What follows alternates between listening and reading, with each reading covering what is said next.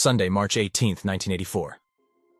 Around 9 p.m., Katsuhisa Ezaki prepares to bath with his two youngest children in his Western-style mansion in Ashiya City, Hyogo Prefecture, Japan. Having recently succeeded his father as president of Ezaki Glico, Ezaki is now head of one of the largest food companies in Japan, and an extremely wealthy and powerful man. Unbeknownst to him, at the same time, two masked intruders armed with guns are scaling the outer wall of his estate using a stepladder. First, they target the building where Ezaki's mother Yoshi lives, knowing that her house has no alarm system. They place gum tape on the front door's glass, before using the heat from a torch to silently break it open. Quickly cutting the telephone line, they grab Yoshi as she sits watching television and tie her up with phone wire. As if already knowing what they're looking for, they proceed to search her drawers and cupboards until they locate the second key she possesses to access Ezaki's mansion. In a matter of moments, the intruders move over to the mansion, unlocking the door without setting off the alarm system, and enter. Finding Ezaki's wife Mikieko and his eldest child Mariko watching television, the two men point their guns at them, silencing them. When Mariko initially screams out in shock, one of the masked men chillingly utters, "Be quiet, Mariko," pointing his gun at her face. As they begin tying the mother and daughter up, Mikieko tries to reason with them, offering them money to leave, but the masked men dismiss her, simply stating, "Money is irrelevant." With the pair restrained, the attackers cut the phone wire in the room and barricade them inside, before moving up the stairs.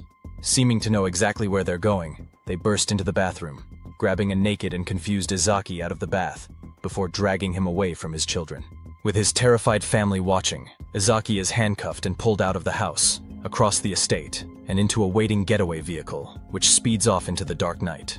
And with this kidnapping, one of the strangest criminal cases in Japanese history begins. A story filled with extortion, kidnappings, poisoned confectionery, and even cryptic letters sent mockingly to the police. Referred to as the Glico-Morinaga incident, but more commonly known as the Monster with 21 Faces case. This is the story of a group of unknown criminals with unknown motives whose reign of terror swept through Japan's corporate landscape between 1984 and 1985, leaving a trail of fear, uncertainty, and chaos in their wake. Even though the case was formally closed by the Japanese police decades later in the year 2000, the identities of the individual or group behind these incidents that caused mass fear and panic have never been uncovered. This is the story of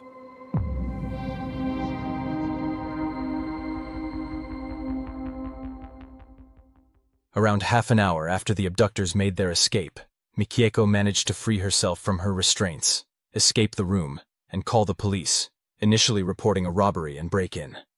That is, until she discovered her two terrified children upstairs alone and realized that her husband had been kidnapped. As police realized the gravity of the situation, a large-scale search for Ezaki by both the Osaka and Hyogo prefectural police began. Yet they chose to maintain a veil of silence, urging the media not to discuss it, in the hopes of containing the situation. Investigators soon discovered that Ezaki's nightly routine always involved a bath between 9 and 10 p.m., which gave them a significant clue. The fact that the kidnappers knew Yoshi had a second key, and that her house had no alarm system, that Ezaki would be bathing at the time of the attack, and even knew the name of his daughter, heavily implied that they had either carried out an expert surveillance effort or that they somehow knew their victims very well. Interestingly, the day following the kidnapping, despite the fact that only a select few were aware of what had happened, Glico's stock price plummeted. This caused the police to start looking at employees within Glico, yet they failed to find any leads or evidence that indicated any specific employee's involvement. The next day, Fujie Hiratake, an executive from Glico, was woken by a peculiar phone call, featuring a pre-recorded message with the voice of Ezaki himself on it. The message provided clear instructions for locating a letter which, despite not knowing his boss had been kidnapped yet, Hiratake followed, discovering a ransom note. It would later turn out that Ezaki had been compelled to record this message, with his armed abductors convincing him that they had also taken his wife and children captive and would harm them if he didn't obey, which we know was an outright lie. The ransom letter gave specific and detailed instructions of how to deliver the demanded amount of 1 billion yen and 100 pounds of gold, which in the currency values of 1984 equated to about $10 million. With no clues and no witnesses as to who had taken Ezaki or where he was, the family arranged for the ransom to be paid with the assistance of the police. Undercover officers were used to drive the van containing it to the location specified in the instructions, with bugs and tracking devices hidden among the money and gold. Yet, nobody arrived to collect the ransom. Instead, the group's response materialized in the form of more pre-recorded phone calls featuring Ezaki's own voice, giving more and more specific instructions for where to go and what to do with the van. They even received a call telling them Ezaki had been left at a specific hospital, which turned out to be a lie. Eventually, after several hours of playing these strange games with the abductors, the calls stopped. With no more leads or communication, and no signs anyone ever intended to collect the ransom, authorities halted the operation. But then, the next day, marking 3 days since his initial kidnapping, Ezaki miraculously managed to engineer and escape from the warehouse he was being held in, which turned out to only be a short drive from the home he'd been taken from. News of his escape spread quickly to the captivated news stations, prompting a press conference to be held with Ezaki to try and make sense of everything that had happened. Yet Ezaki refrained from divulging any specific details to the assembled reporters, giving simplistic and non-committal answers. He ended the conference by stating, "I'm just very relieved. I'd like to thank everyone for caring and being worried about me. I'm back here, unharmed, because of all of you. Thank you so much." To the police, however, he offered a more comprehensive account of his ordeal. Yet rather than clarifying matters, his statements only added to the confusion and perplexities of the case. Ezaki revealed that he had come to believe that the pistol and the rifle that had been used to terrify his family were actually just toys, an intriguing detail that implies that the attackers had never intended to physically harm anyone, a detail that's worth remembering as it will surface again later. According to Ezaki, one of his captors showed him some leniency and allowed him to trade his handcuffs for a binding rope, before leaving him alone for nearly 15 hours, during which time he managed to make his escape. This led to the police questioning whether the abductors deliberately orchestrated a scenario for Ezaki to escape. But if so, why? Why did they kidnap him, just to allow him to escape, with seemingly no intention of ever collecting the demanded ransom? Intriguingly, during his time being held captive, Ezaki's eyes remained covered, but he believed that he had heard the voice of a child on at least one occasion. A future letter in the case would also make reference to the involvement of a 4-year-old child in the criminal enterprise. What this means, however, is unclear. With all of these bizarre circumstances in mind, investigators harbored suspicions that Ezaki may have orchestrated his own kidnapping for motives unknown, as it was the only explanation they had that could explain everything that had unfolded. However, this idea would soon be dismissed, because rather than being a one-off incident, Ezaki's kidnapping was merely the start of a new phase of threats and problems that both he and his confectionery empire, Glico, were about to face. Over the next several weeks, a series of unsettling events unfolded, starting with Glico's fleet of vans being set on fire in the company's parking lot in a deliberate act of arson. Simultaneously, 2 newspapers received letters authored by the kidnappers, sharply criticizing Japan's police force and their perceived inadequacies, with one stating, "To Japanese police fools. Are you stupid? There's so many of you. What on earth are you doing? If you are real pros, try catching me. There's too much handicap, so I will give you a hint. There's no fellows in the Ezaki's relatives. There's no fellows in Nishinomiya police. There's no fellows in Flood Fighting Corps. Car I used is gray. Food was bought at Daiei. If you want new info, beg for it in the newspaper. After telling you all this, you should be able to catch me. If you don't, you are tax thieves. Shall I kidnap the head director of the prefectural police?" Merely days after this bold statement, Glico employees then stumbled across a container filled with hydrochloric acid inside one of their company buildings, perhaps hinting at what was to come.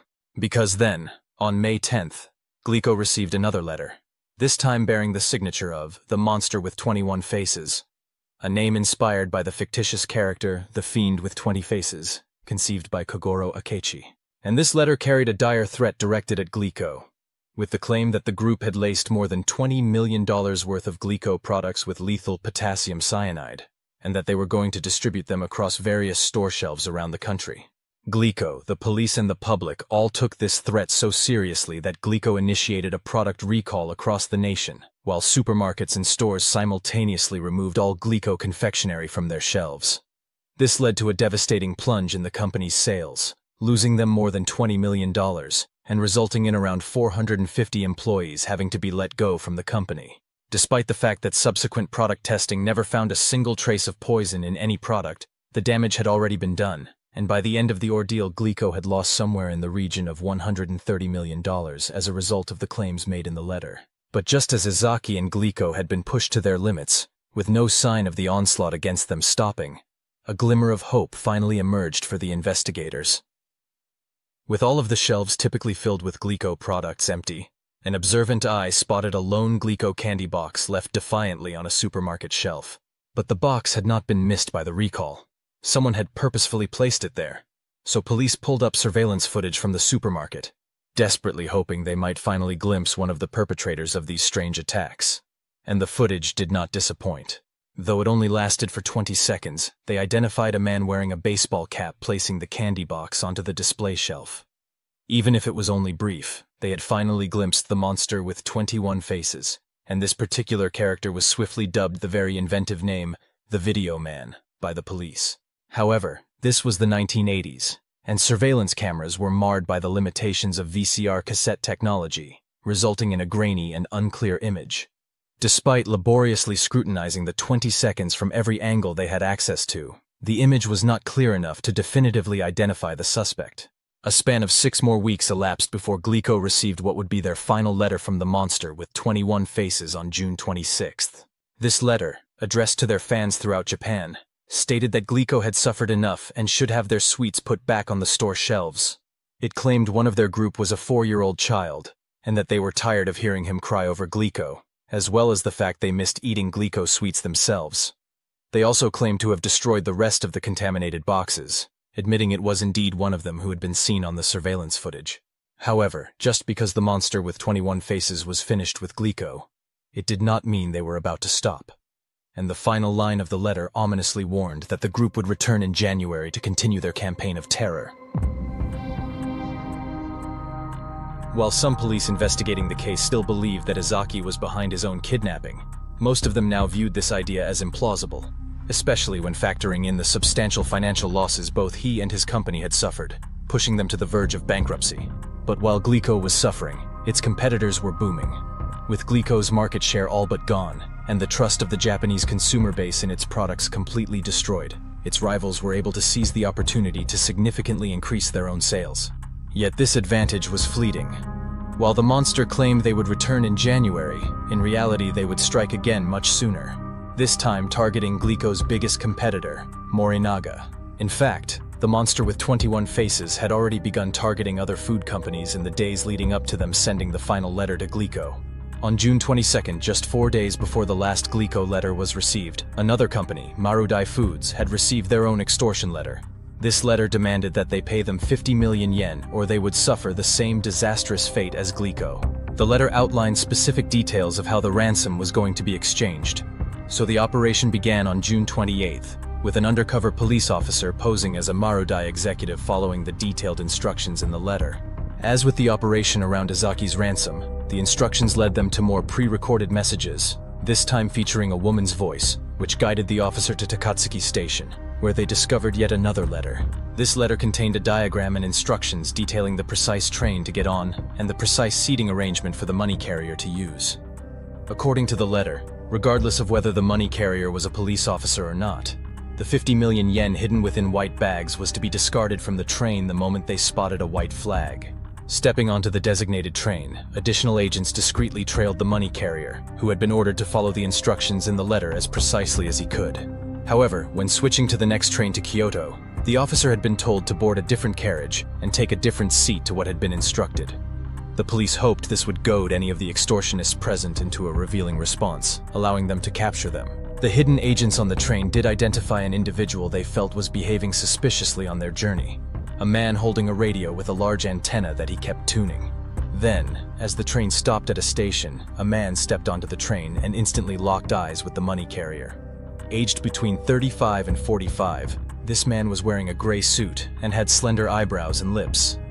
According to the officers who saw him, he looked like he might have been of Korean heritage, with one of the officers describing his eyes as like those of a fox. As a result, this man would come to be known as the Fox-Eyed Man. However, despite these two suspicious characters, at no point did a white flag appear, and the money remained untouched. So when the train reached its destination, the undercover officer stepped off, unsure what to do next. Immediately after, the radio man and the fox-eyed man stepped off too, heading in different directions.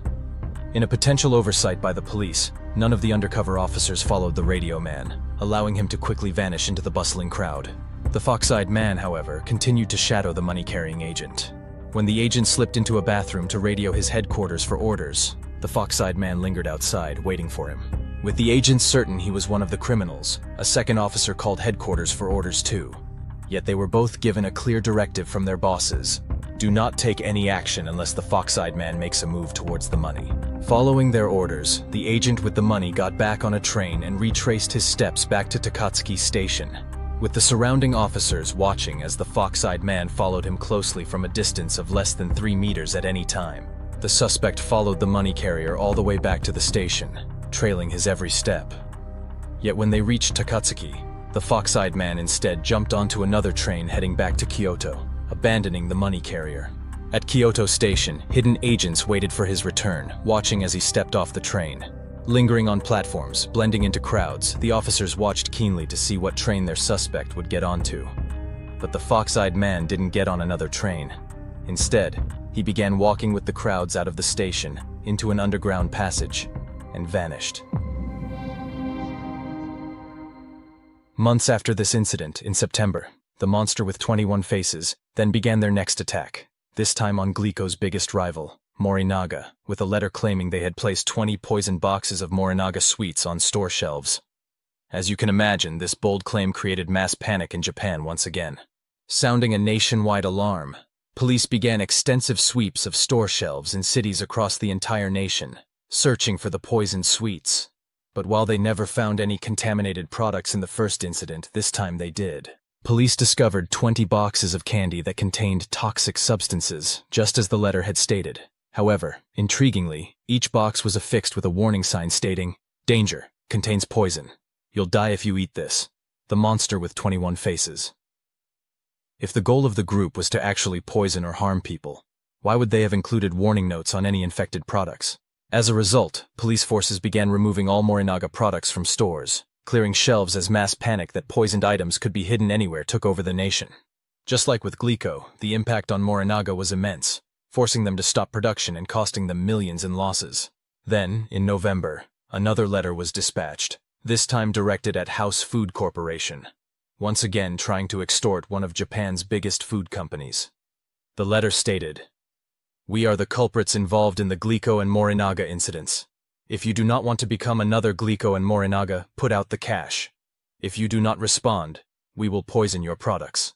Having seen the way the criminal group had managed to decimate the 2 confectionery giants, and with the police no closer to identifying, let alone capturing them, House Food Corporation had no choice but to accept their ransom terms. With undercover officers taking over the exchange yet again, this time in the Shiga prefecture, they quickly spotted a familiar face lingering nearby. Donning a golf cap and sporting glasses, the fox-eyed man was standing by a telephone booth.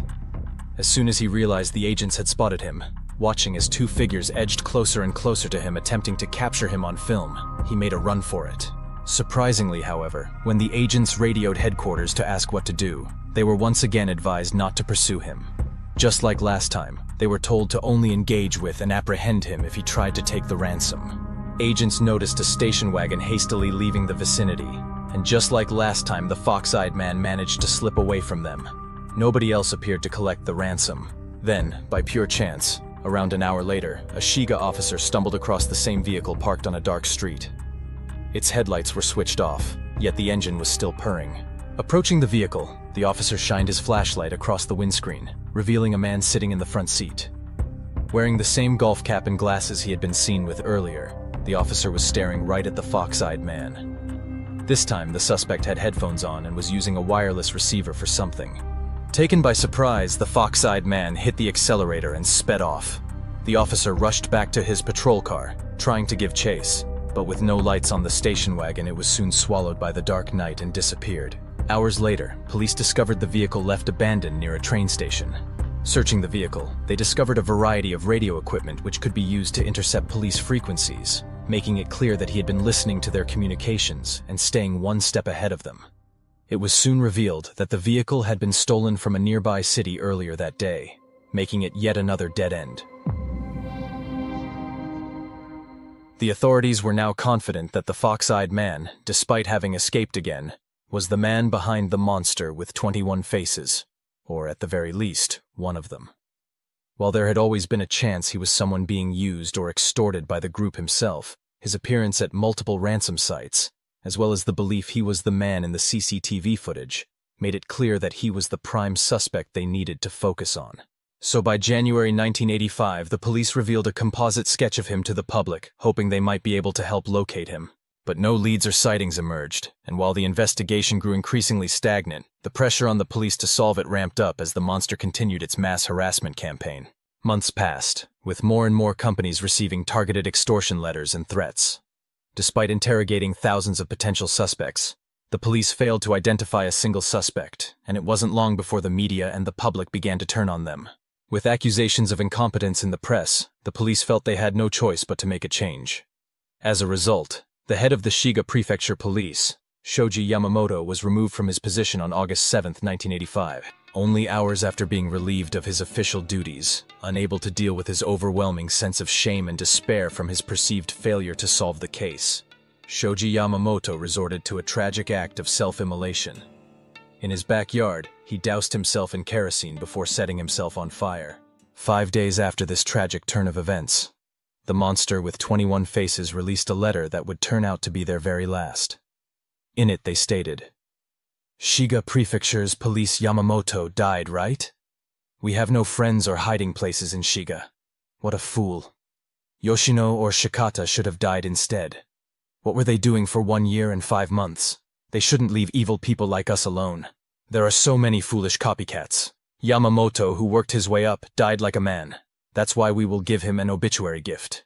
We will stop bullying the food industry. If a threatening letter arrives again, it's not us. Deliver this to the smart police. Yoshino and Shikata, who went to good universities, will look after you. We are bad guys. That means we've got more to do other than bullying companies. It's fun to lead a bad man's life. Monster with 21 faces." And after the release of this letter, the group vanished forever. All of their operations ceased, no more letters were ever received, and the fox-eyed man was never sighted again. In the aftermath, a variety of criminal groups pretended to be the monster with 21 faces, and tried to continue their extortion schemes on food companies.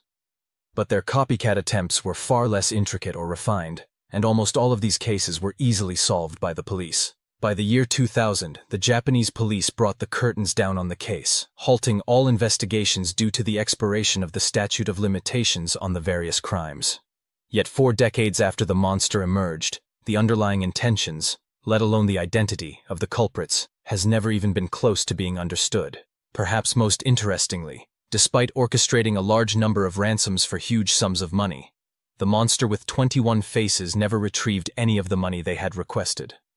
Though it is of course possible that a number of other extortion demands we don't know about or that weren't reported to the police were actually collected. Once the case began focusing exclusively on identifying the fox-eyed man, police zeroed in on a local Yakuza boss called Manabu Miyazaki, due to his uncanny facial resemblance to the police sketch. Miyazaki had previously been involved in anarchist and anti-police activities, much like the monster with 21 faces. And being the offspring of a Yakuza boss, a mantle he later assumed himself, Miyazaki felt like he had the connections, motives, and immorality to be the one behind the crimes. Intriguingly, Miyazaki even had a history with Glico, having been involved in providing the police with details regarding the company's illicit waste disposal practices during the late 1970s. Despite his past connection to Glico, Miyazaki vehemently denied any association with the Glico-Morinaga case. He backed up his claim by providing solid alibis for both times the police encountered the fox-eyed man, proving he was actually in Kyoto during both sightings. Ultimately, despite many officials strongly believing Miyazaki was the fox-eyed man, and likely the one behind the bizarre case, the police had no evidence against him and never managed to charge him with anything.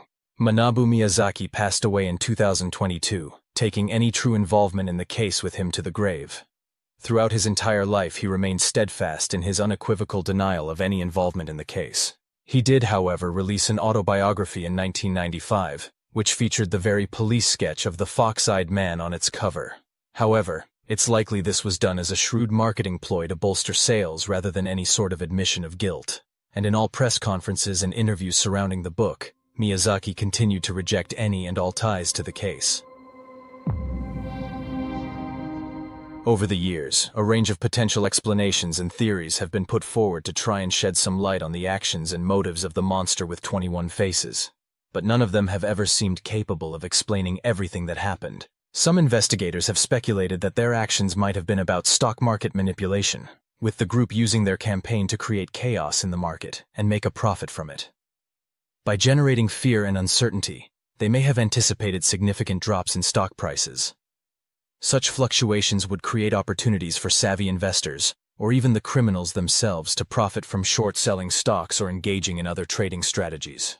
However, this feels unlikely, since nobody could have known how the market would react to these sorts of unusual attacks. And surely there would be more effective, safer, and less risky ways to go about this, if it was actually their goal.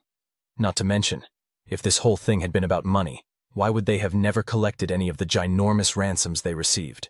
Some have even speculated that unknown entities within the companies themselves may have been trying to destabilize their own leadership in acts of corporate sabotage. But that seems equally unlikely, given the group's actions impacted the companies in ways that were so damaging to every aspect of them. The fact that the fox-eyed man was noticed as looking Korean has led some to question if this was all some sort of foreign espionage scheme, with the intent to destabilize and undermine the nation of Japan, perhaps carried out by Chinese or North Korean spies. However, unlike traditional espionage operations, the monster with 21 faces exhibited a profound respect for human life. When Izaki was kidnapped, they used toy weapons, so there was never a risk of harm. When they actually did poison candy, they made sure to put labels on the contaminated boxes, all but ensuring no one would actually get hurt. And when an innocent life was lost with Yamamoto's death, they immediately put a stop to all of their activities. This contrasts sharply with the typically ruthless methods employed by foreign espionage rings. It's also possible that some sort of company rivalries were at play, and that the group had intended to undermine the position of the market leaders on behalf of someone else. While large corporations have been known to use illegal and dangerous tactics to attack their opposition, this again just doesn't seem to fit with the events that occurred. It's even been suggested that the monster with 21 faces was trying to make some sort of social or political commentary with their actions. Were their cryptic and mocking letters to law enforcement a way of forcing authorities to confront societal concerns they felt were being ignored? It's worth noting, Japan's economic boom during this period led to rapid modernization, yet it also gave rise to complex socio-economic challenges. The group's targeting of major food corporations might have been symbolic, reflecting a critique of consumerism, exploitation, or even concerns about food safety and quality. By disrupting the operations of these corporate giants, the perpetrators could have aimed to draw attention to these issues in a dramatic and attention-grabbing manner. But if that was their goal, surely they would have explained their motives at least once in the many letters they sent to the companies, the press, and the police. There are also obviously some potential ties to the Yakuza through the main suspect in the case. But given Miyazaki had solid alibis, and the only real connection that had been made to him was his appearance and a vague historic tie to Glico, there really isn't any specific evidence to suggest this was the case. If anything, it sounds like Glico would have had more of a reason to have an issue with Miyazaki given he was the one who had harmed them in the past, not the other way around. So what does that leave us with? Could this strange case simply be the result of someone wanting to go down in history as a criminal mastermind? Could the confusion, chaos, and evasion of capture actually be the very motive for the crimes? Maybe their actions, marked by an intricate dance of extortion, sabotage, and psychological manipulation, were orchestrated not for financial gain, but for the sheer joy of challenging the authorities and outsmarting the police. Given the monster with 21 faces frequently taunted the police, offering clues to try and help identify them. Is it possible this was just the story of an individual who viewed the unfolding drama as a canvas upon which to etch their legacy, and who derived satisfaction from the realization that they were, for a time, the puppeteer pulling the strings in a high-stakes game of psychological chess? In this instance, it feels unlikely that we'll ever have any clear answers as to what was really going on, let alone who was behind it or what they were hoping to achieve. With the statute of limitations having expired on their crimes, even if the monster chose to take off their mask and reveal themselves today, police wouldn't be able to charge them. And with that, our exploration of Japan's strangest cold case comes to a close. So what did you think about this bizarre and confusing case? Do you have any thoughts or theories about what was really going on, or who might have been behind it? If so, Let me know down in the comments section below. As always, thanks so much for watching. If you enjoyed this video, please drop a like, consider subscribing, and drop a comment to help boost the video in the YouTube algorithm. You have been watching The Mystery Abyss.